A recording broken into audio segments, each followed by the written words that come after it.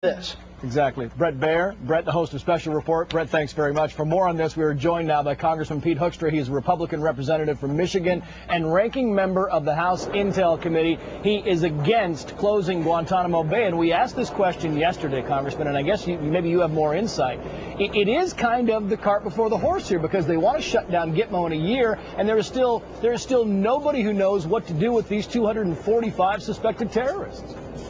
Yeah, I really think that the president may be dealing with the wrong question. This is not about closing Gitmo. It's what do we do with the 250 plus individuals that are at Gitmo right now? That's a very hard decision. If closing Gitmo had been easy, even President Bush would have done it.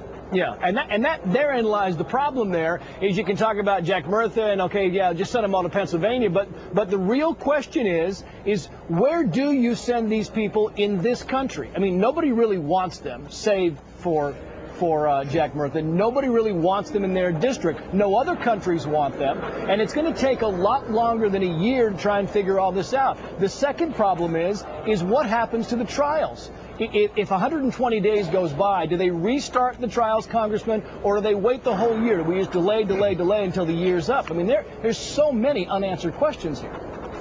Well, that's exactly the point. There are so many unanswered questions. We have an executive order where there's lots of questions. I don't know the answer to your questions. We asked some of those yesterday when we were getting briefed on that. The other question is, what are you going to do with any enemy combatants that we capture on the battlefield today? They said they're not going to Gitmo, but they couldn't tell us where they were going to go. What are you going to do with renditions? What are you going to do with interrogations? At the same time, this threat remains real. It remains constant. So. Congressman Hoekstra, Martha McCallum here. President Obama has said that he believes that our system has failed to successfully and swiftly prosecute terrorists. So that's the other issue here.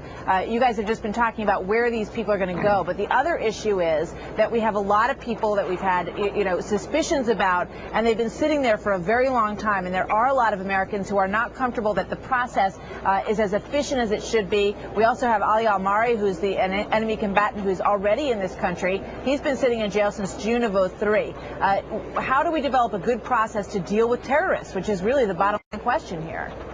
Well, you really hit it right on the nail right on the head. We have had a very difficult process because we're dealing with a different kind of threat and a different kind of enemy combatant than what we've ever had before. Remember that we were attacked on 9/11. We started capturing people on the battlefield. We've now processed something like 500 people through Guantanamo, people that we have either returned to their home countries, we've released them and those types of things. So we have had a process. But remember, enemy combatants, POWs during World War II, we held many of these people for 5 years. I'm not sure that anywhere in the U.S. Constitution these individuals, these enemy combatants, are guaranteed the right to a speedy trial. They are enemy combatants. They have attacked the United States. We picked these people up on the battlefield. The 250 that are left are the worst of the worst. All right, we're going to have to find some way to move them through our system effectively so that justice is done for any of them who have wanted to do anything against our country. And there's some very dangerous people there. Serious questions. Congressman Hoekstra, thank you very much for being with us today. Great. Thank you. Congressman, again.